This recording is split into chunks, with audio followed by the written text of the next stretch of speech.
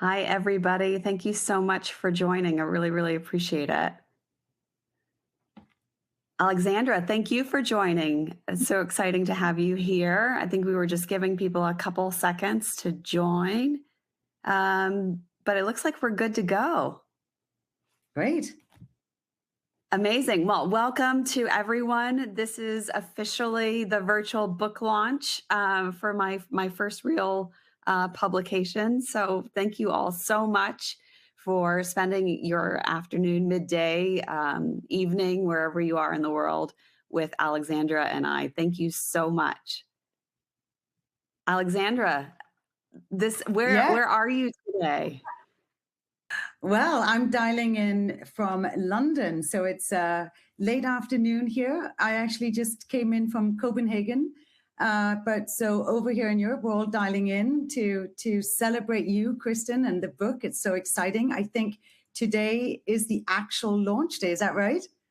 That is Yes. right. We are launching it together. Thank you so much, Alexandra. Alexandra, everybody, is the CEO of Evident and co-CEO, I would even say, but powerful woman in artificial intelligence. Thank you so much, Alexandra, for your time and participating in today's webinar. We are celebrating the launch of my book, Return on Intelligence, but we also just want to have such an important conversation about the leadership era that we're in, the things that we see that need to change, and how we're scaling AI at BMO, but then also some of the things that Alexandra and I, have seen across the industry as it relates to scaling AI. So we're going to have a pretty deep, fun, hopefully, conversation with all of you today. We really do welcome your participation in the chat. We will try our best to get to all of it as we can.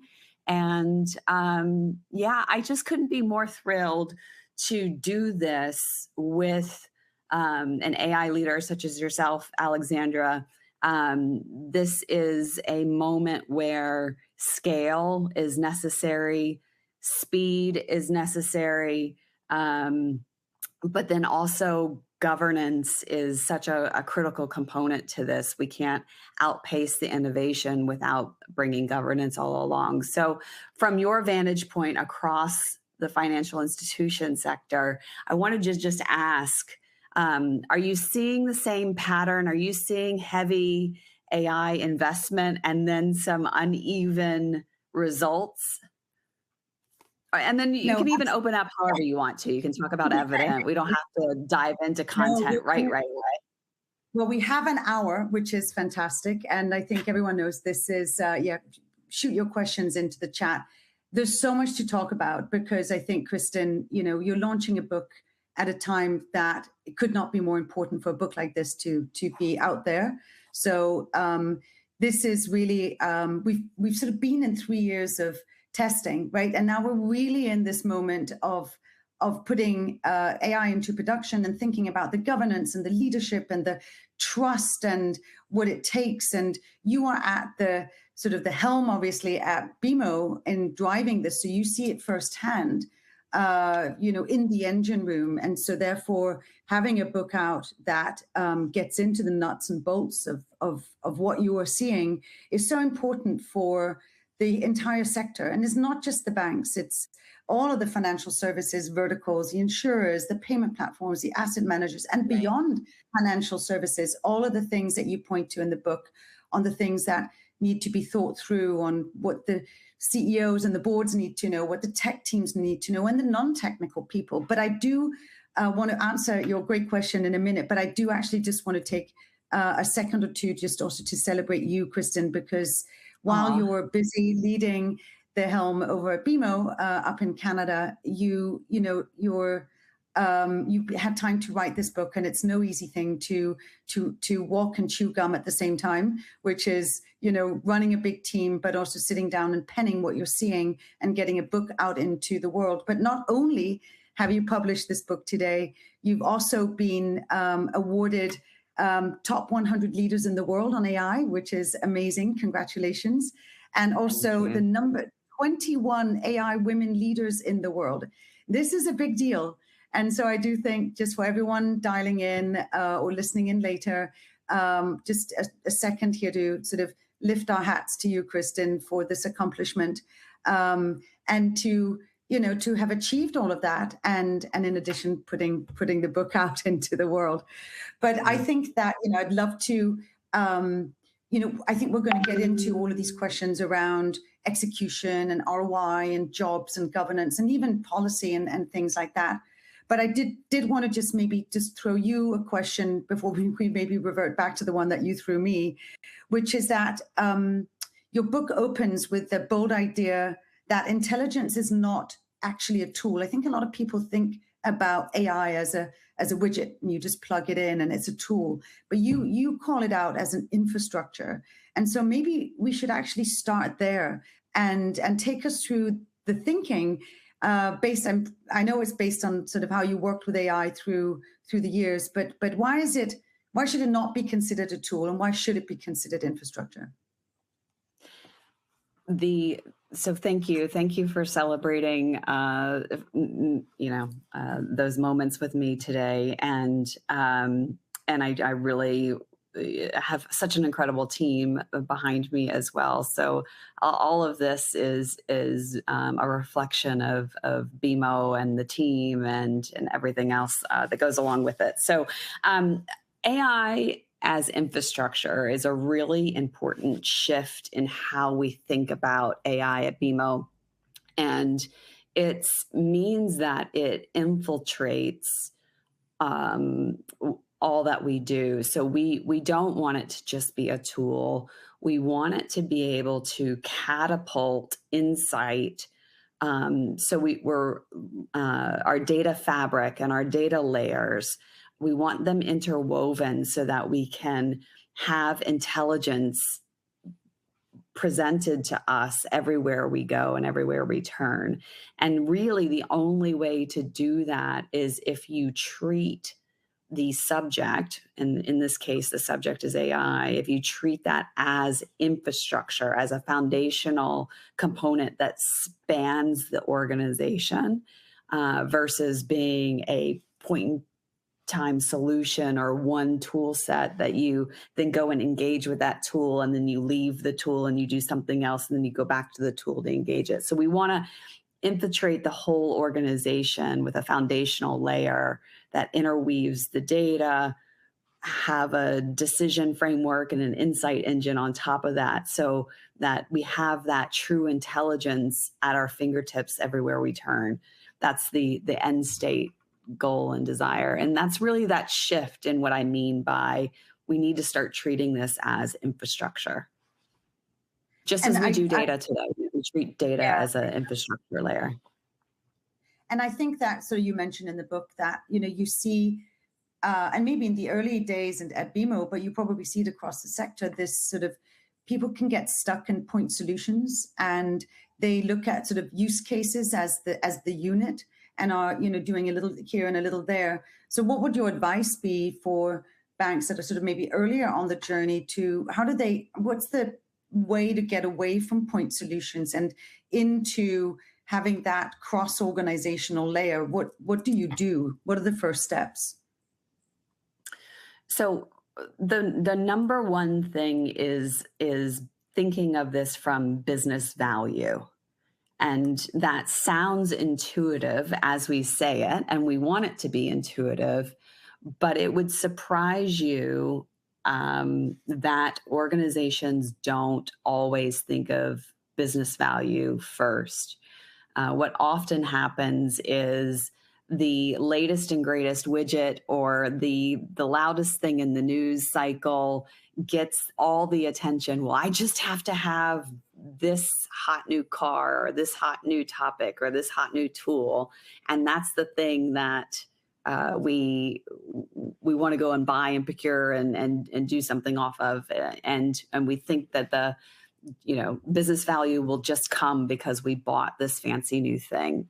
And instead, at BMO, we're taking a very intentional approach to AI, and we're saying that we are We're digital first, AI empowered for business value. And it means that we as operating group leaders and as different segment leaders, we're coming to the table saying that here's the business problem, here's the value that it brings to our teammate or to our client, and that value is then taken away, and we try to find the right solution to the value expectation that we have for it. And you have different layers for value. Sometimes it's revenue, sometimes it's cost takeout or an improved risk posture, but that business value needs to be one of those things. Kristin, do you think it's important for, when we're moving into sort of further into 2026, right? There's a lot of discussion, it has been for a bit, but it's intensifying on the ROI bit. Is that something that banks should think about ahead of deciding what to prioritize? In terms of, do you think that it is, you really kick the tires on what the expected value will be, try and really map out what that is? At a revenue uplift? Is it a productivity gain? Or do you think there's also equal value in experimentation? Because I think I also picked that up reading your book, there can be a tension for that sort of maintaining that innovation mindset and trying things, but also being quite strict in terms of focus. How do you manage that tension? So it's interesting. Experimentation's great, and we want people to start thinking about, how would I leverage AI to solve X? So we want it to be part of that conversation and part of our leaders every day as they show up. We want to change that narrative a little and have them think about, okay, how would I use Copilot, or how would I use whatever, whatever it is as part of that day-to-day solutioning. But when it comes to return on investment, we are definitely seeing that narrative coming straight at us across the industry. What's the value that we're actually bringing to the table with this? Because right now, experimentation across most firms has led to the 1,000 flowers blooming situation. Yeah. And so one of the things that is in the book on purpose is that this is return on intelligence, because I was thinking through, and I lived through this, Alexandra, as I know from your successful career as well. I was in the Lean Six Sigma days, and quite frankly, only a few firms were truly able to catapult and see the value of that program. And so I spent a considerable amount of time reflecting on that ahead of writing our strategy for our firm, but then clearly also ahead of writing the book. And one of the things that I realized from the past was that the balance sheet discipline of how do you capture the value from improving a process or improving productivity, how do you capture that back to the balance sheet? Often we would save, Alexandra, I know that Copilot's saving you an hour a day, at least on emails, if not more. But how do we say, what, that value that hour is bringing to Evident is X dollars on the balance sheet or to your investors, right? That discipline is often absent because human nature is sort of just to fill that hour with something else productive. And so we never really fully capture some of that benefit. So I wanted us to start thinking about in the industry, and quite frankly, across all industries, because the book wasn't just written for financial services.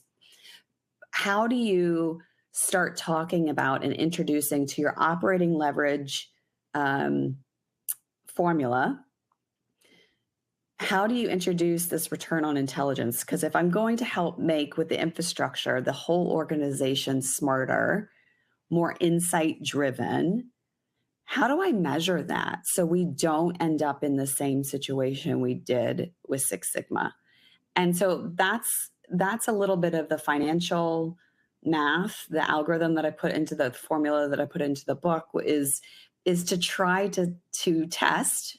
We'll see if it's right or wrong, but at least it's starting the conversation of there's a lot of banks, a lot of companies in the global 2000 that are putting up very solid numbers to Mhm. their earnings calls and to their shareholder reports saying that they're going to get a return. And so um, how do you measure that? And so this is that the return on intelligence is sort of like a second part to the operating leverage conversation of trying to capture that value throughout an organization. And so yeah, that's And then, in addition, you also introduce, this idea of economic legitimacy. And I think that's the point about, being able to justify the investments, right? Being able to measure the returns.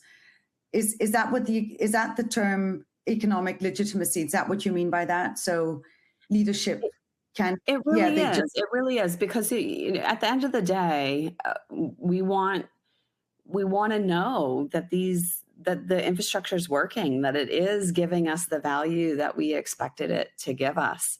And yeah, really, if you're not measuring it, how else do you know that it's returning that value? I just think that the old way or the traditional financial metrics way of doing it isn't going to be good enough for this environment, for this AI movement. And so I think we yeah, needed to rethink that formula, yeah, and that's what's in the book. And I keep going back to the book, one, because it's a book launch, but also, Alexandra, these were my notes, right? This is how we thought through it at BMO. This is how my team showed up every single day. These are sort of the cheat notes to how we chose to scale AI in our program. And then I'm just fortunate that my firm, we want our peers to do the right thing, because I know we're going to switch the conversation, but the other big part to this is, and one of the core arguments that I put in is that innovation without empathy is just efficiency without trust. yeah, And trust is so vital to the banking sector that we have to do this in a way that makes sure we instill confidence in our clients and we instill confidence in the sector and in our shareholders. And designing AI with empathy is really, in my opinion, the only way to go. And we're not necessarily talking about that enough. And so the book was written from my personal experience of doing this. And then I live and breathe this subject. And so my friends, all of you who are on the webinar, you all do this for a living too. And so in interviewing several of you who are probably participating today, so thank you for allowing me to do some of my research with you, because I put 43 examples from across the global 200 publicly traded companies. I put 43 examples into the book of how others are doing it as well. And so, yeah, the empathy conversation is really important. So from what you see, do you think that leaders are underestimating the human side of this, Alexandra, from the seat you're in? yeah. I think it's such it's such a good question, and I think in many respects, this sort of human element is absolutely correct, Kristin. I think it's not discussed enough. I think there's a big focus, and as there should be, on the technology, on the platform architecture, right? The choices of vendors, the build and the buy. How do you and governance, which I'm sure we'll get back to as well. But there's sort of several layers to the human aspect, right? There's a leadership aspect, because a lot of the success that we see, and for those who don't know me on the call, we track and rank the 50 biggest banks in North America and Europe on their AI performance. And one of the key sort of components of that is actually on the leadership. So having a really, a CEO who's really dedicated to this and showing that this is important, that this is a number one priority, and making sure that everyone feels equipped and comfortable with what's going on, being very clear about strategy and about what's happening and what the benefits are, right? And making sure that people feel comfortable with the tools that are being rolled out, and also addressing some of the concerns of that there are around, will it displace my job? And so I think you also touch upon this in the book. This is augmentation, it's not replacement. But the human side of this, and that creating trust, not only internally, but also externally with your clients and customers of the bank is super important. But so bringing everyone on the journey, we find, is actually one of the most, critical things. And also making sure that people are fully trained in the tools that are being released, and an understanding of what they can do, and understanding that there's a certain amount of also creativity that is needed when you're running a line of business in a bank, right? And you're used to delivering on the financial components, that suddenly you also have to deliver on the AI components, but you're not having to do that alone, that you're given the expertise that can help you get there.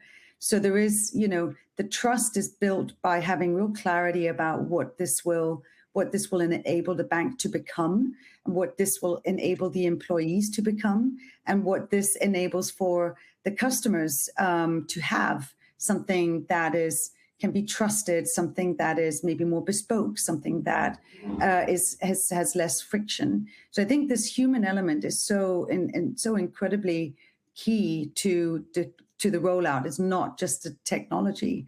So, but I'm sure, Kristin, and sort of back to you on the leadership, I'm sure you see that across BMO, but also when you look across the sector, that the way that is instilled, and that trust is built, is something that you can see when you're seeing some banks maybe doing better than others.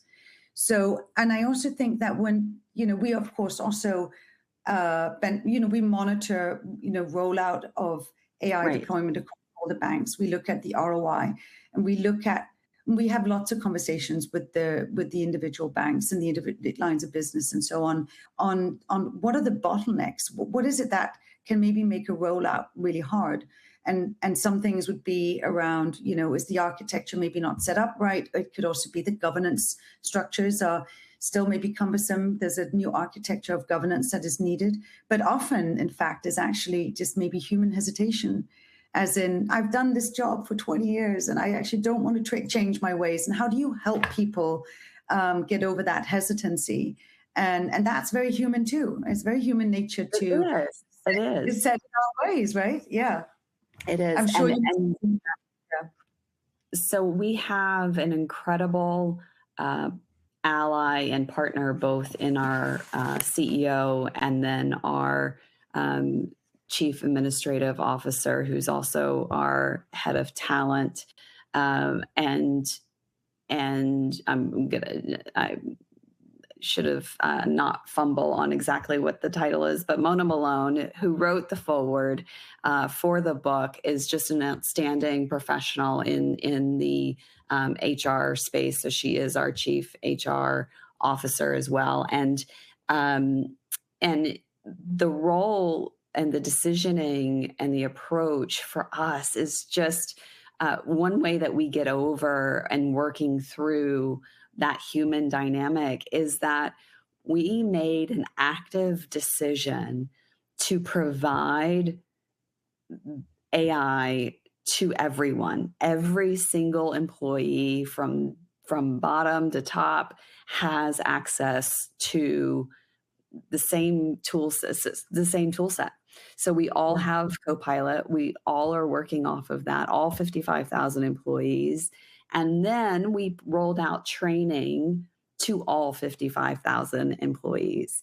And that decision to include everyone on the journey in and of itself was, the foresight of leadership of Mona to make sure that everyone's included. Like, that inclusivity is such a critical component to the human nature of wanting to choose to accept something or not, if it's available for everyone. So I think that that was a really bold decision that we made, and that I feel gave us an advantage with that human connectivity. And then the reason why I emphasize innovating with empathy is because trust is earned when leadership can say with certainty, we know precisely how this agent behaves. We know where it draws its boundaries. We know how it's going to be monitored. And we know we're designing it for you. We know we're designing, and whoever the you is, whether that's our teammate or our client, we're designing it with that human at the end up front. So we know exactly who's going to be using it and interacting with it, and that flow and that ease of what it looks like in their hands is all part of the design.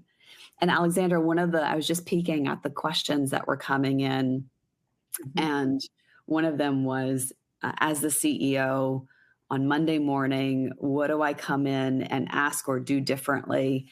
And one of them from that business desk, and which principle out of the 43, I start with the first one, which is the business before the buzz, the making sure as the CEO that your top 3 project initiatives that you're tracking and caring about are the ones that are going to drive, a basis point of value for your firm, and have someone walk you through so that you can see what that value is. I think that that's probably the first thing as a CEO, quarterback, Monday morning quarterback, whatever you want to call it, that I would do.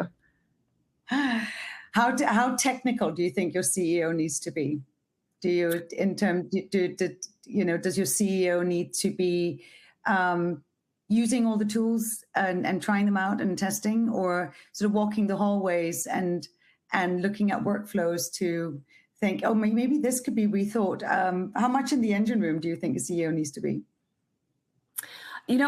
It's fun because I have BMO has a really engaged board, a really engaged CEO, a really engaged executive leadership team, and so we're fortunate that we have technically inclined individuals at the helm all the way through, and I get that that's unique. Not every institution is going to have that.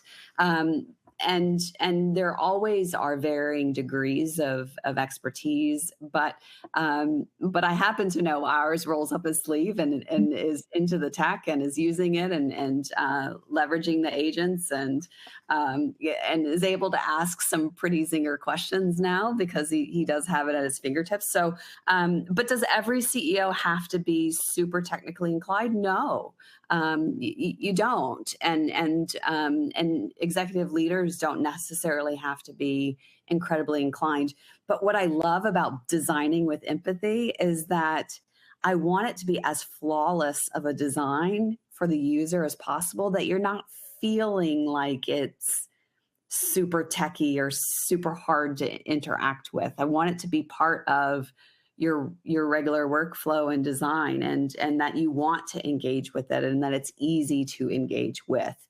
So that is part of the value of having an engineering team that is looking at this design component up front with empathy. Yeah. And maybe also just and I'm sure there are lots of questions in the chat that we'd love to get to, but on the from our perspective, right, there's a lot of us tracking all of the components of rollout, and trust and the design is so important, as you say, Kristin. So it's comfortable. It becomes a tool that you just have in your system and that you use all the time. That is the best outcome, because it becomes second nature. But one of those bottlenecks that many face is this governance question, and trying to streamline the governance structures, because of course AI throws up a lot of new challenges, like how we actually monitor it and how we deal with it from a model risk management and governance and risk perspective. So maybe if you could talk us through a bit, sort of, what are best practices, and what have you seen working well? And it's something that everyone grapples with. So would love to get your thoughts on that. Yeah. So governance absolutely is a vital part of the conversation. At BMO, we wrote, Muriel Peiselman is on our team and is a digital ethicist. And I had a lot of different participation from around the firm, our privacy leaders, our sustainability leaders, our general counsel. And we wrote our responsible AI framework and published it in our sustainability report. So all of you can see it. It's publicly available. And those are our principles for how we approach AI at BMO. And starting at that level of an expectation, then we're able to design our governance program to reflect those principles. So I think that tie-in is really important for your programs. And we want governance to be an enabler. And so one of the things we're focused on are performance evaluations that live with each agent, so that when does a model start to degrade. You can kind of see that in real time, so you can course correct, and degradation is just part of the game, and it's just part of it. But having a method in place that travels with an agent is really important. And it makes you present better results for your end user, better results for your clients. And so that governance is actually an enabler of more productivity and more efficiency. Look, we're all in the reality of this. We all understand the pain of monitoring and testing. And so I'm not trying to say it's all roses to do the governance, but we have all learned, especially in the financial sector, we all learned from the 2008 crisis. And we have to make sure collectively that we bring governance along with the pace of innovation, because we can't have another situation that the sector faced like we did in 2008. And so we're taking it very seriously. Quite frankly, all of our peers are taking that very seriously. And we have a lot of regulations that require us to take it very seriously. So the soundness of what we're doing is important. And that framework, mirroring it out that way with the dominoes, I think is really, really helpful for the listeners. Yeah. That's so important. Everyone's grappling with that to try and design that so it sort of is seamless, as you say. And I guess in your view, it's ongoing, right? Because we're in the year, I think everyone talks about, we're in the year of agents, we're in the year of agentic AI, and sort of really grappling with what that means in terms of how it's going to change workflows, but also what it does put challenges on the governance side as well. And I think one of the many questions to ask you, Kristin, is also this question around a bank is a big organization that has a lot of legacy, and it's sort of I know you're moving very fast. But it still takes time to bring everyone along, right? And get the data in the right places you were talking about, and so on.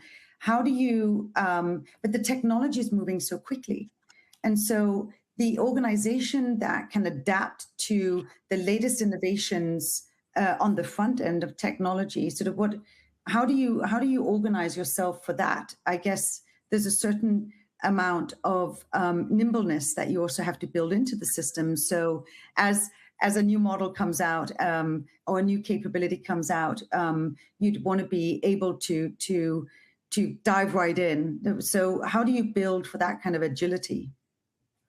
So speed and agility are things that the financial sector is not necessarily known for. And one can say and that we're not moving fast enough. So there can be this feeling of us not collectively moving fast enough, and success is really seductive, right? You see the latest and greatest tool out there, you see your client doing something, or you see your competitor doing something in the news, and you're attracted to it. You really want to live in that moment with them, or be ahead of them. And so the pace is going to be something that all of us in this domain of managing and developing and implementing AI is going to have to really manage. And so for us, number one, I want all of my teams and my leadership to understand that I am with you. I want pace, and I want us to move as quickly and responsibly forward as possible.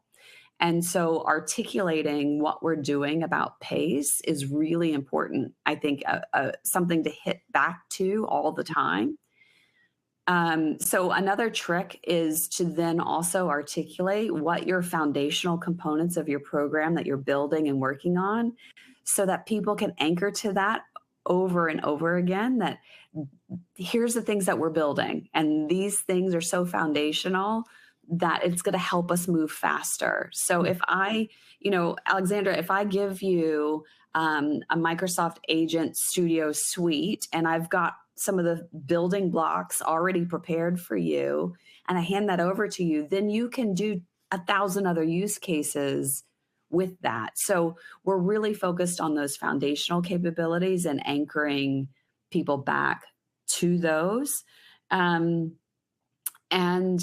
we don't also want to get in the way of authentic progress. People are in all parts of our organization are doing really good work, and we're not going to get in the way of that authentic progress. So we're going to let them keep moving forward, and we trust that we're all operating in those same responsible AI components. And then it's not just trust. Like at a bank, we're regulated, so we have to test and monitor and trust and verify that it's happening that way. So those are just some tricks, I think, to answer your question. I think one of the questions that I saw in the chat was around sensitive information. How do we handle that? And this is great for Alexandra, you and I to answer, because in banking, that's all we deal with, really, it feels like, is sensitive information. So for us, first and foremost, we make sure that our relationships with our big tech providers, that the sensitive information, our data, our special sauce doesn't ever leave our institution. So for example, a Microsoft large language model that they're making available to us, we train that model on BMO data, but Microsoft can't take that version or our model somewhere else and make their model better elsewhere. So we write that into our contract language with these providers. And that's one method of securing the sensitive information. And then there's other tricks, making sure that your SharePoint access sites have the proper permissioning. But I think that kind of answers that particular question that came in through the chat. Alexandra, do you want to add anything to that? Look, it's got to be written into the contract, to your point, and that's what we're seeing across the sector. That that information, that data can't travel out, through these tools and outside of the bank. The contract has to be written so that data stays on-prem and is secured. And so, so I think that the providers are very, attuned to the needs of the banks and understand that has to be written in so sensitive data doesn't leak. because that would I mean, we were speaking about trust before. That would be, that is a no-go, right? It is a no-go for a bank. So other non-regulated sectors might be a bit more laissez-faire around these things, but it is absolutely not an option for a bank to have a setup where sensitive and privacy, gets leaked, or sensitive data gets leaked. It is it's part, but it is also now, I think there's a lot of questions around vendor vetting. So and trying to minimize the risk through making sure that the vendors themselves are fully up to date with the capabilities of keeping sensitive data on-prem, and there's other risks of other natures that can come in through the back door through vendors. So that is being scrutinized. And of course, when we enter this, where there's more agents deployed, there has to be real sort of tight parameters around that, and also around, what the agents are resting on, what information is underlying, so it doesn't inadvertently, leak or treat or take into account data that is sensitive and belongs only sort of in one part of the bank. So there's definitely a lot of thinking around that. So, so that's a very good question from the chat. Yeah. Yeah. Alexandra, I know you've heard me say this over the years, and this was something that I would say on stage with you at your Evident symposiums before generative AI popped up, that when it talks about, a lot of people think that AI is biased, and it's not. And so the thing that I remind people is that it's the human who's developing the algorithm in the first place, or the model, that's biased. We all have subconscious biases. Some of us have conscious biases, and that's what we bring when we are doing. And that's also why empathy is so important, is to take that all into consideration. And so I think one of the things too is to myth bust, because we need to be bringing our risk partners along, our audit partners along. We need the power of all we call them risk stripes, all the different lines of defense. We need everyone journeying this with us. And so the other thing to kind of myth bust is that these agents aren't just going to go rogue today. With today's technology, and probably for the next few years, it's not just going rogue. It's the human who put it into that container, who said, we want you to take on these characteristics, or that they didn't think through the kill chain, right? So if I told an agent to just end a process if it finds something going wrong, you have to think through what you're asking the agent to do. So it's still the human who's going to be bringing these biases and these judgments to the development. And so that's why it's a refresher and a reminder that the developers have a huge role in this, that we need to make sure they understand the power of the tools that are being put in their hands, but it's still the human, and not just the agent capability that can go off and go crazy. And we are shifting a little bit to the questions that you're putting into the chat. So we are just naturally kind of concluding our conversation a little bit here, Alexandra, and just shifting to some of the important questions that all of you have from the audience. So, yes, I'll hand it back to you. I'm just trying to bring it back to the book, because we are today celebrating the launch day of the book. And again, Kristin, huge congratulations. And I know there's so many questions, and we'll get to them, but maybe just a few things on the writing process. I would love to hear, is there anything that was a great surprise to you when you did the interviews or in the writing process? Was the information that you pulled out where you're like, that was interesting, I didn't know that? You had 43 examples. Were there some of them that you were surprised by?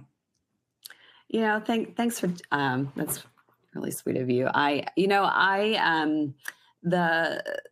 The book writing process was something that I felt as a leader in this space, compelled to do, because how fast the technology is moving. There's no playbook for any of us. We had to figure it out, and I genuinely feel like the leadership part to the equation is the harder part to this. It's the tech for me is the easy part, and I don't want the industries to overlook that. And so writing the book was a passion, because I really want to make sure we all do this right, and that we don't leave someone behind in the democracy of the haves and have-nots. And I really wanted to try to do the right thing in sharing the playbook or the journey that I'm learning and doing. Or the trial by error kind of thing. And so I think what was really eye-opening to me was just how much everyone was struggling with the same thing. Everywhere I turned, everyone was having the same issue around, is this really going to work? Are people really going to adopt it? Tons of, oh, I don't want to adopt this. I don't want my life to change. Everyone seems to struggle with the fear of losing their job, losing their role. And the truth is we're not seeing that. We're not seeing job loss really in any sector due to the technology. Like in the media, and people can hide behind whatever truth or lens that they want, but really the technology itself has been more of an amplification and allows us to be better at how we show up every day. So I think those were some of the surprises, was just how much we were all in the same boat and kind of the same situations. On the job loss, I mean, I would just echo that, because, as you know, Kristin, we collect data on everything, right? Yes.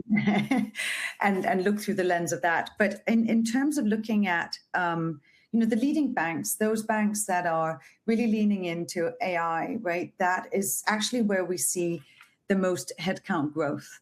And it does sound counterintuitive given what everyone's reading in the headlines, but actually it does make a lot of sense when you're looking at it from a perspective of there's still a lot of engineering that's needed for the Gen AI and agentic AI and all of the infrastructure that needs to be built. So there's hiring still of tech talent that is actually building these platforms. And then, and so what we also see is that in addition to that, and a lot of the use cases that we're tracking are internally facing. So there's a lot of productivity enhancements and the sort of focus on sort of onboarding and audit and fraud and things like that. But there's also a lot of investments into the front office roles in asset management, wealth management, and investment banking, tools that equip the analysts to do more with the same. But actually what they're finding is, because that suddenly becomes growth areas, the hiring headcount into where they've put really good AI tooling or AI infrastructure. Right. So not only are they, other leading banks hiring into the tech stack or the AI talent stack, but also hiring across the board because the bank is doing better. So we're seeing the opposite. We're actually seeing that the organizations that are leaning in are actually a growing headcount overall. So we don't see the job losses that are being talked about that are projected in the years ahead. We're not seeing that. And that doesn't mean that is not going to happen elsewhere. It might also happen with the organizations that maybe start too late on the AI journey. So they become a little bit less competitive and so on. So you might see some jobs going away simply because they're losing market share. But from the leaning into AI, we do not see job displacement, which is interesting. That's an important nuance that you just made, Alexandra, with the firms that are leaning into AI. It's sort of net creation of jobs. The firms that are leaning out of AI are losing market share and could have job reduction or job loss, but it's because of market share. So, I've been talking lately about margin compression and margin Yeah, expansion, and you have got to be thinking about margin expansion. You have to, exactly. especially in this era, because parity is either there or coming. And so how do you differentiate and really focus on the differentiation? And human connectivity is a big way to differentiate. There was a follow-up question to the sensitive data. And do I trust putting P&L? Uh, I was just trying to see P&L info, et cetera, into the tool. Yes, I do trust it. We have controls set up. Where people are pulling data from is very well controlled. So yes, we put in our financial statement. Those are certain users, and but yeah, we put in our information. We have a tool running that accesses our policies and procedures. We're making our HR partners better, smarter, faster with agents as well. So we're comfortable putting in sensitive information because we have a controlled environment in place to do that. There's another question that I'm going to read out to you because it's for you, Kristin. But before we get to that question, one that comes up a lot is talent. And we haven't touched on talent. And I just wondered if you could maybe briefly give us a sense of what does it take to attract really good talent, retain good talent, right? You've got amazing talent at BMO, but what does that take? I think that it takes a relentless focus on hiring the best team, and I'm really, really incredibly proud of. We call each other the dream team. But there's not a more significant part of my job than managing the care and the growth of the individual every single day, every week, and so that the hiring, the performance management, the encouragement, that is your role as a leader, and it doesn't matter how high or low you are in an organization. Your team is everything, and the investment you make in the individual teammate is hands down one of the most important roles of a manager or of a leader. And so that value that I have for my teammates is part of attracting talent, and having great talent attracts more great talent. And we spend time talking to our people about, like, can you feel the difference? Can you feel like the value that we're bringing to the table? Can you see how important your role is to the results that we're getting? Like, we put people into the equation, along the way. So I think that that's just some of that. And then you can attract talent from other industries. You can attract talent from academia. There's a lot of places that you can go for talent pool, pulling in talent pool. Yeah, no, that makes so much sense. There's a question here that I'm going to read out to you. What are your thoughts on seeking help for AI tools, builds, processes from the AI itself? Do we lose on novel thinking in this way? And are there risks to doing that? What are other recommended sources? So do we lose on novel thinking? And when we're seeking help from AI and other tools? So what are your thoughts on that, Kristin? We need the vitality of a leader's role that will never go away, because this is entirely human, is to apply the thought leadership and the empathy to it. So we need to effectively challenge what it is that we're interacting with, and we need to apply that next level thinking to the process.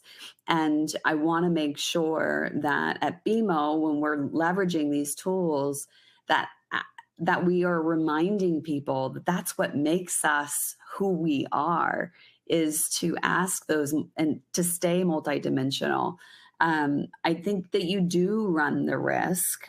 So for the person who put in the question, I think you do run the risk of losing your novel thinking if you just trust ChatGPT to write your presentation or your narrative of whatever it is. I think you could lose that. But it's the effective challenge, and let it be an ideation tool for you. Those are ways to make sure that you stay, and we want that vitality that the human brings. Yeah, there's another quick question. I think we've got time for a few more. I know we're running out of time, but someone is asking, how do we reconcile data residency requirements with the need to use the latest AI models, considering inference is stateless? Kristin. Ooh, I like the techie questions.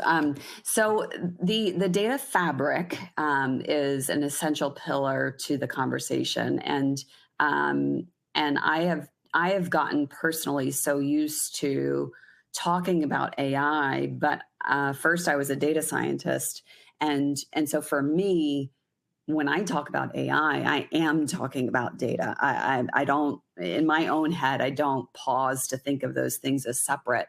But I still need to make sure that everyone else understands how vital data is to all of this. So the inference issue is around data drift. And so making sure that you have a data fabric layer, which means no matter where the data physically resides, having a way to pull in that mechanism to the right spot in your modeling process is really important. And the large language models degrade, as I was mentioning earlier, and that's where the inference is at risk.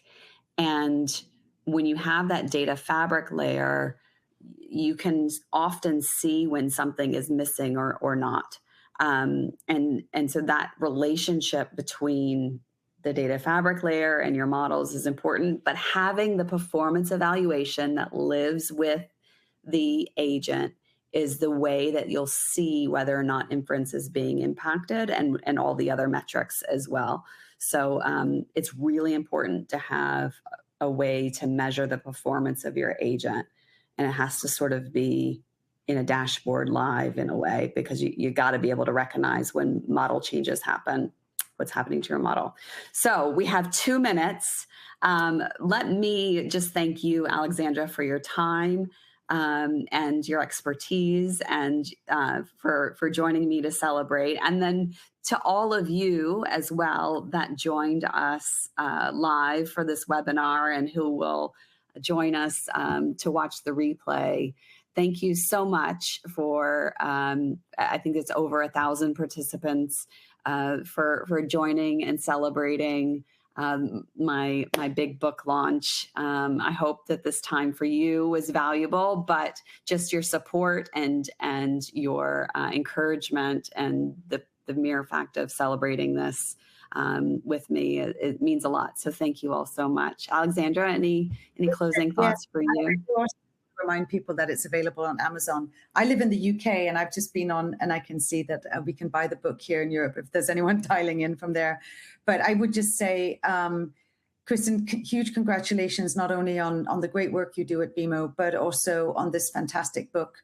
I love that you are democratizing the process, creating more transparency, and giving everyone a little bit of a guidelines and ways to think about how to do this well and at pace.